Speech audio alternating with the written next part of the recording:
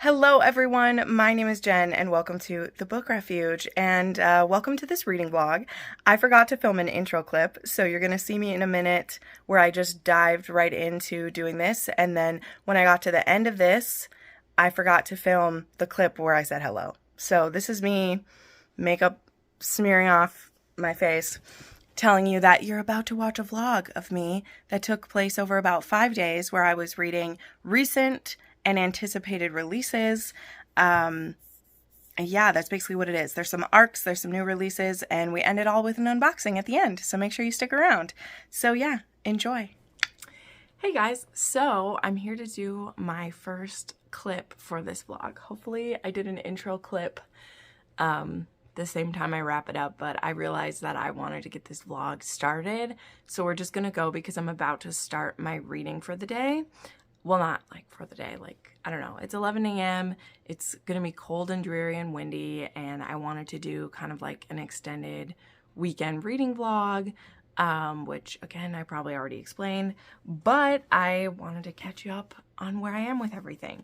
I don't know how many books I'll get through or what will happen with this, but I mainly wanted to be doing it for The Serpents and the Wings of Night and maybe 6 Scorched Roses. That one is so hard to say as well because I do have that on my Kindle. But yeah, where I'm at with this. So I started this last night and I made it 128 pages in, which seems to be about a quarter of the way in. I am annotating. I don't know why I decided to do that. I think it's mostly because I wanted to use my new annotating pens, and because this is a book that a lot of my friends are liking and I'm seeing everywhere, I like to record, and by record I mean like annotate my reactions to it as I go. And I do have some really cool pens, which I'll actually show. I was just recently asked by one of my patrons to do a, to show like what I annotate within books, and I never really have a super great answer for it, but I mean, if it's a video people want to see, I definitely can make that. If enough of you guys want to see it, I might make it a video for the channel, but if not a lot of people do, I might just put it over on Patreon just because I get less butthurt when those videos don't do well. Like, let's just be real, okay? It's true. But anyway, so what is happening in this book according to Jen, where we're at? So we have our heroine, Aurea. That's how I'm saying it. All the rest of Carissa Broadbent's books that I have read so far, which is The War of Lost Hearts, I've had the audiobooks for, so I've been able to hear the pronunciations. And the audiobook for this one is coming soon, by the way, but I wanted to be caught up so that I can read the next installment soon, because from what I can tell, this series might have 4 or 6 books in it, but like each 2 books will be a duet within it. I think that's what I saw explained about this. And then there'll be some novellas that fit in as well. And I like that because I have a feeling this one maybe will have a cliffhanger. I don't know, since it's part of a duet. But the next one, the Ashes and the something King or whatever, it comes out on April like 14th or something. So like it's coming really soon. Anyway, so we have Aurea, and she is the adopted human daughter of the Nightborn vampire king, and his name is Vincent. And we get this cool epilogue in the beginning of her family's been killed, and there's vampires around who are planning to snack on this little girl, because I think she is like 5 or 6 years old, maybe even littler than that, not sure. But Vincent comes along and he is just kind of struck by her and her sharpness. And I had this really like I annotated something right away where it said, he reached for the girl and she snapped at him. He let her bite. He did not move his hand away, even as her teeth, tiny as they were, sank deep into his bony index finger. She looked him straight in the eye, unblinking, and he returned the stare with mounting interest. This was not the stare of a panicked child who didn't know what she was doing. This was the stare of a creature who understood she was confronting death itself and still chose to spit in its face. A little serpent, he murmured. So she gets his attention as a child and he adopts her. And so we keep getting these like flashbacks, like, because this is broken up into different phases of a competition. I was messaging Crystal last night and I was like, this feels like Vampire Hunger Games and I'm here for it. And I'll get into how that is, but right now I'm talking about Vincent. And what I am loving about him is that he's just drawn to her. And there isn't a lot of like physical affection or like kindness that's shown that way, but it's very clear how deeply Vincent feels for his adopted daughter, and I really love that. And because of how much he loves her, he wants to keep her with him forever, but there is this big risk for vampires to turn humans. There's only a like 30% chance that they'll survive, and at one point we see him say like, I just can't risk you. And that's a really touching moment when we see that. And so that leads us to this competition that's happening now when I think she's in her like mid to late 20s. And there's this competition that happens, and it's called the Kajari. I'm sure I mispronounced that. I apologize. Again, I don't have an audiobook for this, and there's not a pronunciation guide for this. So I'm just going to go for it, because usually what I've noticed with Carissa Brabant is she has these, you know, very fantasy looking names, but when I would hear them in the audiobook, like they look how they sound. So we're going to call it a Kajari. And it is basically this competition for the war for the throne of the House of Night and finding, you know, someone who will have power within that. And what Vincent is hoping, because he's the king of, or he's a Nightborn vampire king, right? So if Aurea can win this competition, which is against other vampires, and she's the lone like human within this, and we have all these different houses that the other vampires are from. If she's able to win, she could get the blessing of the goddess Naxia, and Nyaxia, and be turned and given immortal strength without having to be turned by a vampire, which could be very risky. So that's what I'm getting from it. There's a lot of complicated stuff. Now, what this competition looks like so far. So I guess there's like 50 of these vampires that go into it, and you choose to enter it. She makes this sacrifice, and then Vincent is like, it can start at any time, because the people who have, you know, made this sacrifice and agreed to participate, they will magically be transported to this temple that's, I think it's just called, is it just called like the House of, I don't know, it's some kind of home or temple or whatever, and that's going to be like their competition house. And then there will be 5 different rounds of competition where they'll be fighting each other, and they'll be fighting the other things that get thrown at them. And these are the different like phases of the moon. So there's here it is, the full moon trial, the waning trial, the half moon trial, the crescent trial, and the new moon trial. And so in between each of these trials, it's kind of cool in the book because, let me see if I can find it. There'll be part 3, the waning moon, and then like the design on the top of the chapters changes. So like that's the waning moon. This one was for like one of them. So like it changes each time. Anyway, so Aurea is very untrusting of everyone, of course, but she's human and she's up against a lot, and she is all on her own, and she really needs an alliance. And so the part where I'm at now, she's recently just become in an alliance with this vampire named Rain, spelled R-A-I-H-N, but again, I assume it's Rain until I hear otherwise. I'm gonna go with it. And he is with a friend who he's in the competition with, and he asked her to be his ally. And there's this really great scene where she just will not be flattered by him, even though he's helped her survive. They've even kind of worked together in the first trial, but he's like, let's be allies. And she's like, no, bullshit. Tell me why you want to be my ally. And he keeps saying these things like, oh, well, you're the adopted daughter of the king of night. Like, that could be good. And she's like, bullshit. You don't care about that. Tell me. And finally she gets him to admit that he's like, you'll be easy to beat at the end. But I also think that you're stronger than anyone sees it and they'll underestimate us. So he's basically admitted that they're going to work together until the last trial and then he'll take her out. And she's like, perfect. At least I know what ground we stand on and you're not trying to bullshit me, and we'll see how it goes. Now, Vincent, because she's still able to communicate with her father at different points, and he's like, what are you doing lying? And he's like, well, what did you want me to do?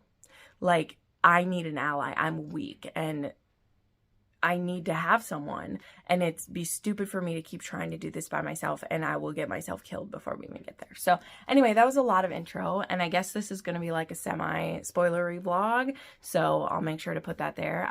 Again, I don't know if this will be the only book that I do in this vlog. I have plans for a couple things that are coming in. Like I said, there should be a snack unboxing I'm doing at some point during this video. I'm pretty excited for that. Like, I love snacks. I love reading snacks. But what I'm going to do today, it's Thursday. I have all my filming done for the week. I will probably be preparing my March wrap up either today or tomorrow, because it is the 30th today.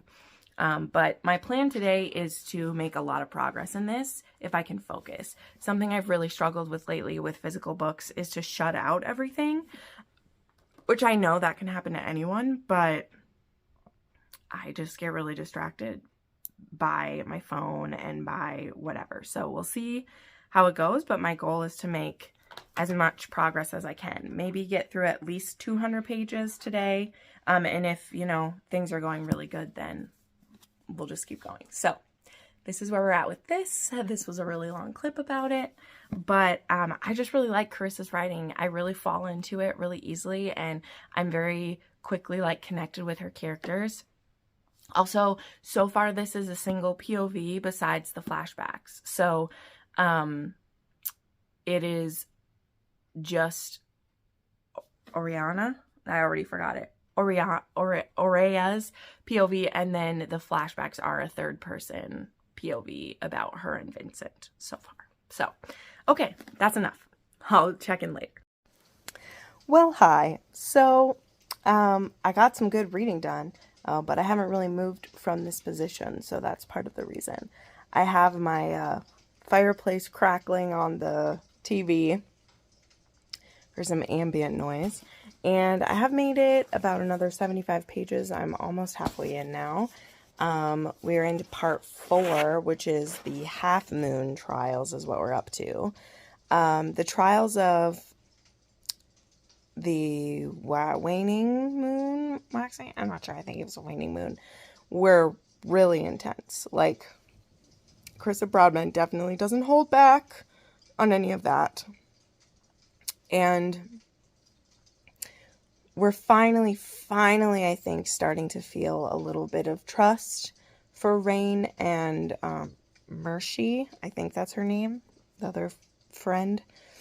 We're maybe finally seeing something going on there. But I don't know. I don't want to expect anything too soon. But Rain is also, we found out some things about him, and she's slowly, like I said, slowly starting to trust him more. And he's asking some good questions that I was starting to wonder about too. I don't want this to be too many spoilers. I know I said earlier that there might be some spoilers, but I'll save that for a part, like, you know, when I'm finished with the book, I'll, like, do a spoiler part. So I don't want to, like, spoil things just in the middle here. So I'll just say, he's asking some questions and bringing up some points that I feel like this author does such a good job with, where, like, she sprinkles the evidence for you. Nothing is ever a complete shock. So there's these little things that you might feel is just like a little tingle. You don't quite know what they mean or what's going on with it. And then something happens and it really like forces you to then confront the things that you were starting to think about to begin with. And those questions that Rain is asking are making me think that. So, yeah. I also, for me, this heroine is tough to care about. Like, I mean, that's the wrong thing to say because she's the protagonist. She's the lead. Like, I care about her. But she's so distrustful. And granted, she has, like, reasons to be in certain aspects. Like, she has reasons to be distrustful. But she's so distrustful that it's, like, it's hard to connect with her because she hides so much from us and from the people she's around. So that just makes it difficult, you know? It makes it difficult sometimes for that. So, yeah. But I'm so into this book. And again, the flashbacks we get, like, help me know her even more. So, this one's just a quick update, but I'm going to make some lunch now and switch to a podcast for a little bit while I do that. So I wanted to update. But we're doing good. I definitely could finish this today.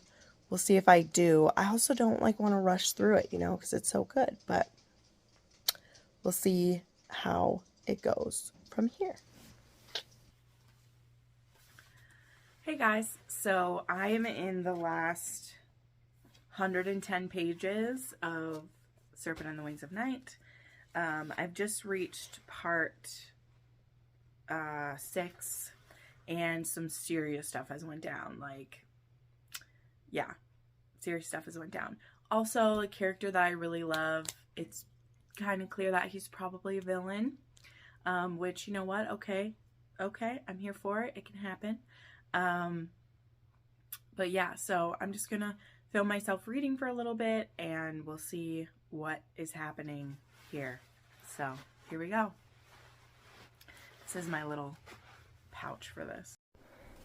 Hey guys, so it's a little while later and I already filmed a video because I kind of had to process everything that happened at the end of this. And I also had to film my monthly wrap-up, so I did that. So we're glammed up finally. This had a very powerful ending, as I feel like a lot of fantasy books do. Like, I mean, there's a reason why it's called the Climax. So, there was a lot of stuff revealed. I wasn't expecting how the end of the tournament went, and kind of like the quick boom, boom, boom that happened for that. And it kind of blew my mind. And where we are left with Rain and Oraya, I don't know how to say her name, just kind of blew my mind a lot. I thought it was very well done, very powerful story. And I'm very interested to see what's next. So I did confer with my friend. I was talking with my friend Jessin, shout out to Jessin Reads Romance, that there's going to be 6 books in this series.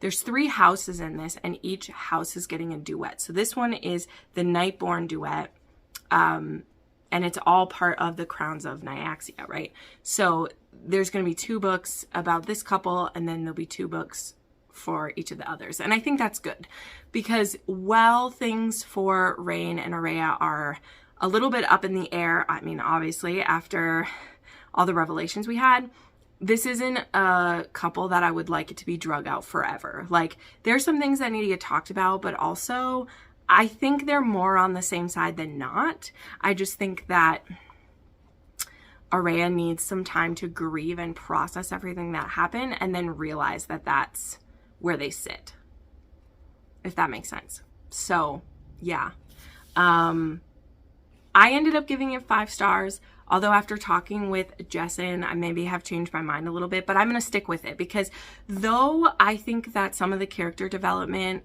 and like is lacking, like honestly, I really think the heroine, a lot of her, there's some stuff lacking about who she is.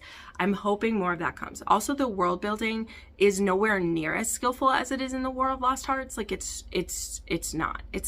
I'm hoping that we get to learn more of that as Oraya learns more about what the real state of everything is, because I think she's been lied to, and I think there's been a lot of secrets kept. So I'm very intrigued to see, like, what it really might be. I don't know another way to say that. So yeah, I'm definitely going to read the next one as soon as it comes out. I can't wait for it. I want to read 6 Scorched Roses really soon, but I want to wrap up about this book in this vlog because we are going to read other books in this vlog. It's probably going to end up being a pretty long one. But what I'm thinking of doing next is I do have 2 different arcs that I want to choose from. I really kind of want to read the Lauren Blakely book that I was sent. I actually received this just yesterday in a PR package. It comes out on April 5th, and it is a ex-boyfriend's father. I'm super intrigued by it. I also have an arc of Bewitched by Laura Thalassa, which comes out later this month as well. And so I thought maybe I can also do these 2 arcs in here. We'll see. What I need to do right now, though, is it's about 1 o'clock. I'm going to edit and upload the video I just filmed because that one's actually going to go up tomorrow since tomorrow is the first day of April. So I want that video out. And then I have SJM along tonight, so I need to prepare some of my notes for that book. Oh, so much, but I need to prepare my notes for that live show, and then we'll see where we go from there. So I might be listening to an audiobook. I have an audiobook going for a historical romance right now, so I'll maybe listen to that while I'm getting some stuff ready. But I think I'll maybe start the Lauren Blakely next, or not. My next update, I'll let you know what I decided to do. Okay, sounds good. Hey guys, so it is the next day. I did pick a book and I've actually read the first like 120 pages in it, so I wanted to catch you up on that. I just finished filming my weekly wrap up. I'm gonna finish my breakfast here. They had strawberry cheesecake muffins at Target this morning. You better believe that I picked those up. So Saturday mornings around here, this is how they begin. I get up, get my weekly wrap up ready, get my face made up, and then I film that. And then I have to edit and upload it. So I usually watch some true crime podcasts. Listen to a true crime podcast while I do that. But today I really want to finish this one. So I did decide to go with Bewitched because I just love that I have a physical arc of this. I feel really blessed. And this is how far in that I am. I'm 144 pages, which this is a pretty long one. It's 450. And I'm it's 450 pages. And so far, I haven't really gotten to anything that isn't like described in the back of this. But Celine Bowers wants to get into Henbane Coven, which is basically like a witch college. But in this world, magic has a very high cost, which I love. I want magic to have a cost when I'm reading a fantasy or a paranormal. Like, it should cost you something to do. And it can be all different things. Usually it's something physical, like some of the witches in here, it causes them their eyesight, or it causes them their, I don't even know. That's one of the examples. Like, some witches start going blind the more you use. But for Celine, her magic costs her her memory. So when she does spells, she never knows like which part of her memory will be taken as the cost. So the coven, when she is applying to it, they're like, your magic is a liability. Like, you're going to be asked to do magic a lot while you're here. And so it would be irresponsible of us for us to have you in when you're going to be eating away at your memory every day here. But she really, really wants to do this. So one of the witches there gives her a task. They're like, you need to go on a better vision quest, because I guess like every witch is supposed to do some kind of like vision quest. And you need to find a familiar, which not every witch has a familiar, but they're like, you need one. And they don't like straight out say this, but to me it makes sense, because it's like a familiar can like boost your magic and help you. And so maybe the familiar would, you know, help negate some of the costs that she's incurring. So she decides to go on this vision quest and go to travel to do it. And when she's on a plane over South America, there is this voice that she hears enter her mind. and this magic that attacks the plane. And so the plane starts getting pulled down, and she's able to use her magic to help it land safely, and everybody lives. And then once she's landed, she starts being pulled into the jungle. And so first she finds a familiar. I won't say who that is or what happens. And then she gets drawn to this tomb underground where there's this being called Memnon the Cursed, who mistakes Selene for his dead wife, or for his long dead wife, who would have died when he was cursed. But the thing is, he recognizes her as his bride, Roxolana, I think is her name. But she has no idea what he's talking about. And not only that, but his wife is the one who put the curse on him. And so he wants revenge against her. And once she's able to make it back to civilization and to the college and stuff, he has followed her back. And he's not willing to let her get away with whatever she did to him. So that's as far as I am right now. She's back at college. She knows that Memnon's here. And there is a witch that is turned up dead, and she thinks that Memnon is the one doing it. So she's scared of him and stuff. A couple things that are kind of weird. The way that they do magic spells, it doesn't seem like there has to be any rhyme or reason. You basically say a rhyme, that's a spell, and then your magic chooses what the cost is and does it. And I just think it's weird. It doesn't seem like there's any... I keep saying it like there's any rhyme or reason to how you're able to do the magic, as long as you can pay the cost. But how do you know what the cost is? How are the words interpreted? I don't know. It feels like Brahm from Aragon would have a lot to say about how she's just whipping out spells with no idea what the full cost is. Because at any time, if she were to do a spell that's too big and the cost was her entire memory, she literally would not be able to remember who she is or what she does, or even that she's a witch, right? So it's definitely interesting. I'm intrigued to see how Laura Thalassa is going to handle that and where it goes.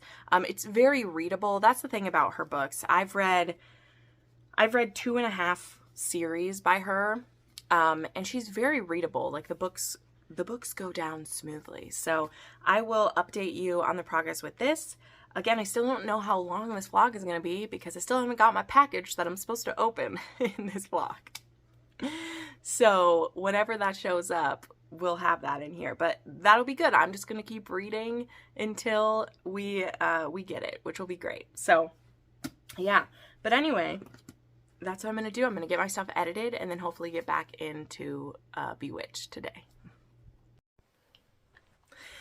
All right. Hey guys. So it's been a little bit since I filmed one of my updates, but I was really in a groove. And so I decided to just go for it, especially because I found out that my package is getting here today. So I was like, you know what? Tomorrow I'm just going to power through the books that I'm reading. And then we'll catch up. So I'm going to do a little catch up now. And then later today, we'll do an unboxing and wrap up this vlog, which will be great. But my face needs a break from makeup because I wore it the last 2 days. And during the winter now, if I don't have to put makeup on, we don't do it because my skin, even with the regimens that I use, it can get pretty dry. So I did finish quite a few things though, so I'm excited to chat about those. So I did finish Bewitched by Laura Thalassa, which I don't want to spoil it since this one isn't even out yet. But I do have some mixed feelings about it, which I was afraid that I might. I was afraid that I might have mixed feelings just because I have enjoyed Laura Thalassa before, but the times when I've had to wait for future books are the times when I've been the most frustrated. And not just because I'm an impatient person, but I've just also grown impatient with books that are duets or trilogies when they don't need to be. And when the writing screams to me that the author is fluffing the text to stretch it into more books, I begin to feel that way. So this isn't a thing that is specific only to Laura Thalassa. It is a thing that happens a lot in fantasy specifically. I see it happening the most.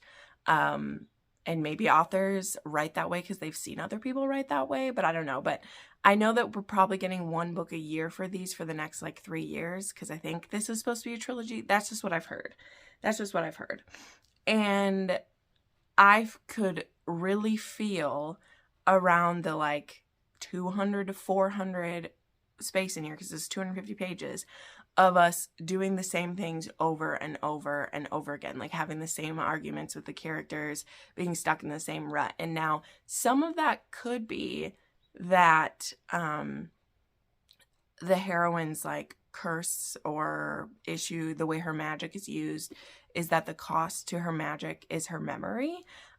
Which, number one, I think is really cool. I love that magic in here has a pretty high cost, but we're told about the other ways that magic works, but we only ever see it work for our heroine. And the thing is, because it has to do with taking parts of her memory, we don't actually see how it works, because she forgets. And then sometimes it gets brought up later, something, and she'll be like, oh, I forgot that. And it makes her the most unreliable narrator ever, which is a fascinating idea, right? And in the beginning, I was very intrigued by this, but what it really ended up leading to is us having the same arguments over and over again, and we see them, and they seem to be arguments that she remembers too, so it's not even ones that she's forgetting, because her memory, of course, is very selective.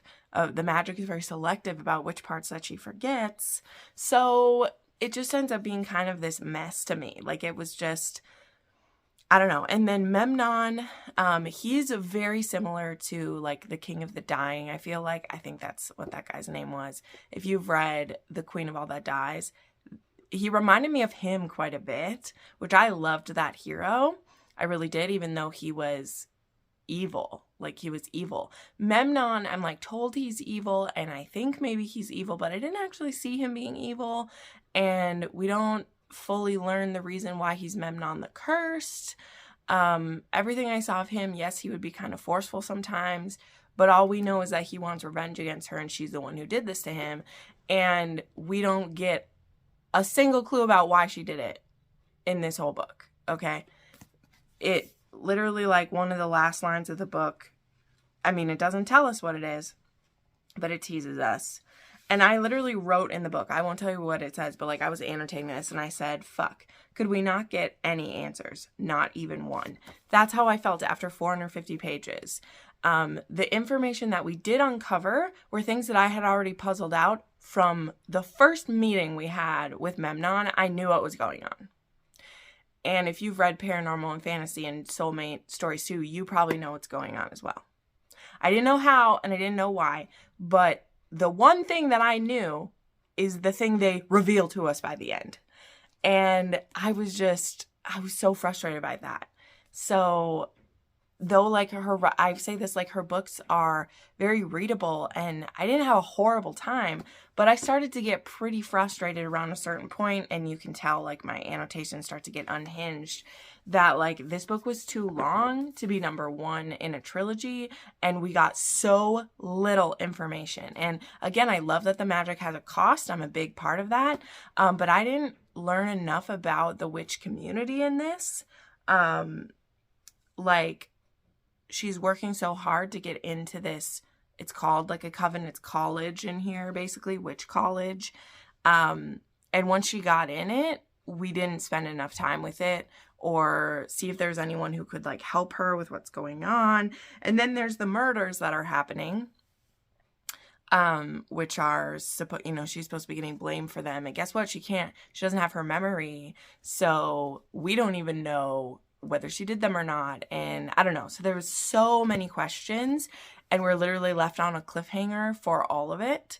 And now will probably be a year before we get more. So, this is the thing with, like, I always feel honored when I get to read ARCs. I love that I got sent this. Like, I'm so honored, and like, I'm going to give like a thoughtful review for this, but the actual like content of this book, like, I'm not gonna lie about it just because it was cool to get a physical book sent to me. Like, I'm honestly kind of pissed that this is supposed to be like a cool way to end the book, and like, I don't know, it just felt ridiculous. We didn't get enough information for it. So moving on from that, I did quickly read 6 Scorched Roses. I just wanted to mention that. Let me see. I think that I finished something else too. So let me check my book. Like, I don't even remember. Oh, yes. Yeah. Okay. Well, I read Six Squirts Roses, which is the novella in the Naxia world. This was a really good time. These characters, I can see how they're going to be important in the next book that's coming out this month. I thought the story was very interesting. I don't want to go into too many details about that one. I like what it was setting up. And it kind of is about someone who's like an exile from the house of... Well, I think he's from the House of Night. But he was from the Rishin line, which if you've read The Serpents and the Wings of Night, you know the Rishins are kind of in the doghouse in that one. And our hero, Rain, is actually from the Rishin, and where things end with Rain, he needs some help. He needs some allies. He needs some things. And I believe from reading this one that the hero, Vale, who is a vampire, and our heroine, who I can't remember her name, that they will be going to help by the end. That's what I took out of that. And I gave it 4 stars. It was really good. And yeah, I enjoyed myself. Like, it was good. It was a 200-page-ish novella. And it was excellent. Then I finished Lady Wallflower, which is the next book in this series by Scarlett Scott. The books are on Audible Plus. Well, the first 2 were anyway. Now it looks like the rest aren't. So I'm kind of bummed about that only the first 2 were. But yeah, this one was really cute. I won't go into the total details of this one because this vlog is mostly about new releases and arcs. And so then I ended up reading Travis by Mia Sheridan. This one I think actually came out 1 or 2 years ago. Yeah, it came out 2 years ago. But Source Books, Bloom Books is doing redesigns for these, and I was actually sent a physical copy of this one as well. I also had an e-arc of it, but the beauty that this has been out before is that there was an audiobook for this. So while I was working on my cross-stitch project, I was listening to Lady Wallflower, and then I listened to this. So I listened to this in basically one sitting. This is part of the Pelion series, so it does come after Archer's Voice. It takes place 6 years after Archer's Voice, where Travis has went through a lot of changes, and he's still the chief of police, but he's much closer with his half-brother and his sister-in-law, and he has nephews and a niece. And then our heroine, Haven Torres, her and her brother are kind of on, like, they are wanderers, and they're going to be in this town for the season, and her brother's done something bad to Travis, but she catches Travis's eye, and this is about their season together, and him still trying to discover, you know, if he's, like, worthy of love, and find his place, because he's not who he was before. Like, he's not who he was in Archer's Voice. Thank goodness. We're glad he's not. But who does that fully make him? And Haven, the reason that her and her brother are nomads is for a very specific reason. And if she's going to fall in love with Travis and be able to stay in this town, she's going to have to work through those things. So this was a perfectly pleasant read. It was entertaining, but it was also very, like, calm-ish, if that makes sense. It doesn't have the same kind of, like, danger aspect that was going in Archer's Voice, which is fine with me because it's fine with me. But it's a lot of, like, personal development and looking inward stuff. So I don't have necessarily critiques for this, but if I hadn't have been cross-stitching and, like, been focused on something while I was listening, it was easy to put this book down. Now, I know I read it all in one sitting, but that's because I had something I was focused on. If I had just been reading this book while doing stuff, I don't know that I would have stayed as focused on it. But I still gave this one 4 stars. And, like, I really do love this cover a lot. I think that it looks pretty good. So those were 2 books by Bloom that I got through. Now I am currently reading Stoneheart, which is a little fae monster novella. But like I said, I wanted to read, like, arcs and upcoming releases for this. So I do have the physical book of The Tryst by Lauren Blakely. And it's a quiet Monday morning here. I don't really have any work to do today, except post a couple of photos, but I don't really have any work to do today because I'm planning to film like tomorrow. So I'm just going to keep like reading since I've been in a pretty good mood for reading physical books. So I'm going to read the Tryst, which this one is a forbidden romance, a single dad, age gap, high heat, high emotions. It's not just single dad either. It's your ex-boyfriend's father. So I want to give this one a go. This one comes out on the 5th. And I was sent a cute little like PR box with this, which was great. Candy Cane PR reached out and were like, hey, can we send you a box of this? And I was like, yes, you can. So I had some candy and some stickers in it and a beautiful copy of this book. So I think I'm going to dive into that.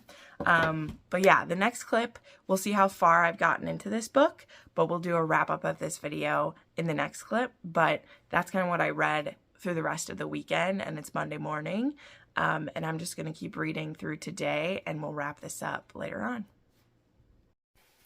All right. Hi, guys. It is time to wrap up this vlog. I will wrap up talking about a book that I'd started yesterday, as well as we have an unboxing to do. My lip balm is uneven, and it's bothering me. So yesterday, I had shared that I started The Tryst by Lauren Blakely. This was a book that I was sent for review. I was lucky enough to get a little influencer box of this. This book will be out by the time you're seeing this. It comes out on April 5th, so this will be out for you. This was billed as a single dad, forbidden romance, age gap, ex's dad, high heat, high emotions, and a strong heroine. And I have to tell you, it really actually delivered all of those things to me. And the thing I want to say the most, now I love the taboo-ness of an ex's dad or an age gap of like any kind, like really, I love those things. But I genuinely loved these characters so much, and I really loved how the relationships between each character were depicted. I really loved seeing the hero with his son. I really, really did. And it was the kind of ex relationship with the heroine and her friend, who he was actually 2 years younger than her. So she was 23 and the ex is 21. And they had dated in college, and they actually never slept together because our heroine is a virgin in the beginning of this. She has a tryst with the hero, and they actually like keep in contact with each other. And when the hero actually comes to New York to not only like see his son, but he has plans to see her again too, because their connection has only grown. And I really, really loved it. And the third act conflict in this didn't include a third act breakup. It did have some conflict with the son, but because of the amazing, like literally the amazing relationship that this father and son have, I really liked how the hero handled it and how he didn't take shit from his son. Like he was like, I understand why you're upset. I lied to you about certain things, but there are appropriate reactions for you to have, and there's an inappropriate reaction for you to have. And I love that this hero was so thoughtful and like tender-hearted. He had those things. He's a possessive and obsessive hero as well when it comes to the heroine, but it's not at the cost of everything else. Like he's a very well-rounded, very well-created hero. This book does have a bit of length to it. It's 450 pages, but I really, really loved it, and it was definitely worth my time. So I ended up giving this 5 stars, and there's a 3.5 on my spice scale for me. I loved it so much. Okay, now we are going to wrap this up with an unboxing from Tryst, which I think I said in previous clips that was kind of the inspiration for doing a vlog for you guys on the main channel. So here's the box I just got, and I'm so excited. So they have been generous enough to send me this box. And then I have an exclusive coupon code, which is the Book Refuge. And it contains a 15% off discount for the first box that you guys would try. So I will have that listed down below so you can check it out, as well as their social medias and their website if you want to see. So I have always been really intrigued by these kind of like foods around the world boxes. And sometimes those are the perks of being a booktuber or an influencer, is that you get reached out to by them. And they didn't have any like weird hoops I had to jump through. You guys know on here, like I'm always nervous about that. I'm like, what do we got going on? They were just like, please share about this, do an unboxing in a video, and we're good. And I was like, Okay, try treats, let's go. So here's the box. It came with inside another box, so this one actually doesn't have any of my info on it. We're good to go. I can show you the whole thing. So let's, how do we open it? Hold on. Oh, there we go. It was locked really good. So let's open it. Ooh. Okay. So it has the sticker. I do not know what flag that is because I'm not cool enough. Oh, cool. Okay, it says, I don't want to like be spoiled for it kind of, but these are from Taiwan. This is so cool. Right away, like right on top, they have this. I'll kind of cover it. So it says these are from Taiwan. And it says this month's treats are from Taiwan, a small country located off the eastern shore of China. Its largest city and capital is Taipei. It's a bustling city famous for its night markets and beautiful Chinese temples. In this month's box, you will find a selection of treats, and it's kind of telling me what they are, so I don't want to know that. There's a cute little card with some facts, as well as how to make Chinese mooncakes. That's super cool. And then there is, wow, that's so cool. You can enter a giveaway that they have, and then also you can scorecard like which treats were the best or the worst. And let's go through these in here. Okay, so I love that there's pictures involved because then I'll be able to tell what these are. So there's 2 of these.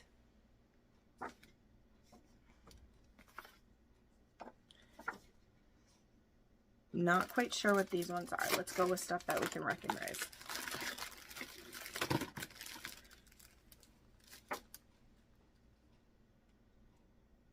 Okay. This one doesn't say on it. Okay, Rose Chips by Lonely God. Potato twists. That is so cool. This is easy to see. This one is a soccer jelly by Dragonfly. This is a soccer jelly by Dragonfly is a jelly snack in the shape of a soccer ball. Jelly snacks are very popular in East Asia and many people grew up eating them. Wow, that's so cool. I wonder if it's like sour apple like we have. There's also fun. There's a bonus. There's a grape one in here. That's cool. This is nutrition biscuits. That's cool. I wonder if those would be good with like some peanut butter or something, or some jam on them. Nutrition biscuits are scrumptious, nutritional, and winning biscuits which generations of Taiwanese grew up eating. That's super cool. I wonder if they're like sweeter or if they're kind of like Biscoff. Super cool. This one is a hand tear bread, and this is a light and sweet bread which is soft in texture and can be teared by hand. So it looks kind of like a cinnamon roll, but there's not like cinnamon inside of it.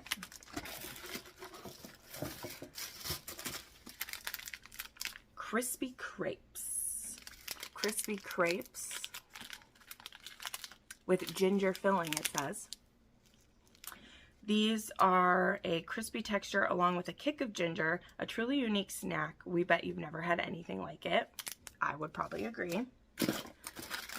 All right, there's 2 of these maroon pies. They look like this. And these ones say it has a chestnut filling. Oh, okay, that's what's on the front. Very soft from the outside and with a strong matcha flavor on the inside. A very lovely Asian snack. We're probably going to try one of those ones, I think. Oh, okay. This one, the reason I couldn't tell is like the coloring wasn't super good. So I do not know how to pronounce these, but I got 2 of these. They're in these sets of crackers. I won't try to pronounce it. But it says these are a lightly grilled senbei rice cracker, which is rich in green laver in the mouth, finished with a mellow, salty taste that brings flavor of kelp and bonito. So I got 2 packs of those.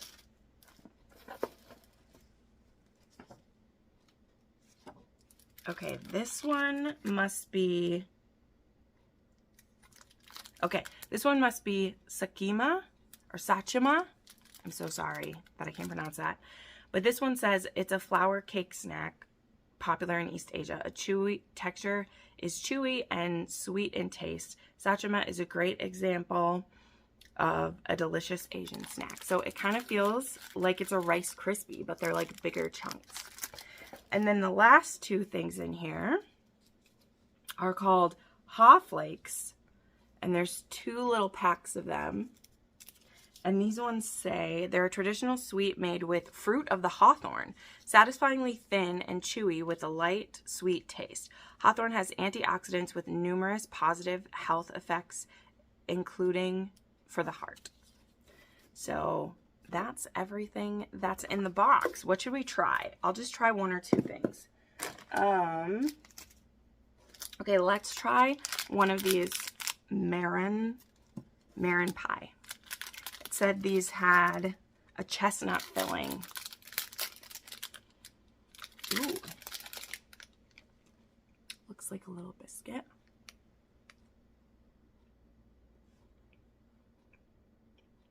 Mmm. It's very dry, but the flavor is very mild, very pleasant. This would be really good with coffee or tea, I could see. That's really good.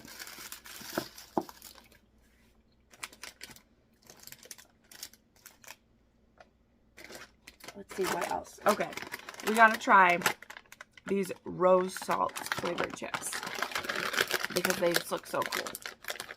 Maybe I will cut the top instead of trying to rip these. Oh, wow. Oh, crazy. They look like rice noodles, but swirling.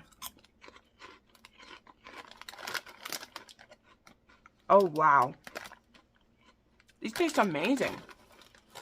I mean,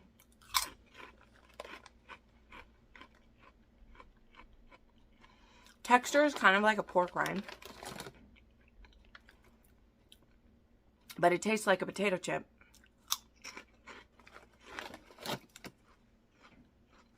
Wow. I'm going to eat the whole bag of these.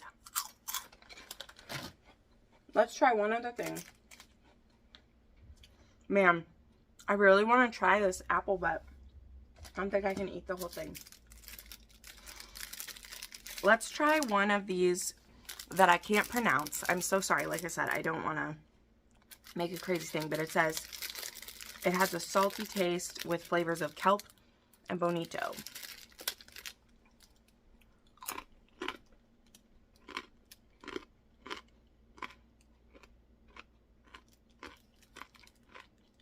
Whoa. Like, it's very aromatic. I don't know what other way to say that, but like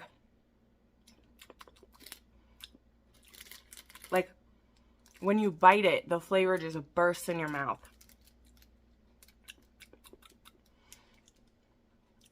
But it also tastes like it's flavor on top of cardboard at the same time. Like, I like the flavor, but then the chew, it's not the best chew. It definitely has the fishy of the kelp in there. But it's also like so much kelp flavor. Wow.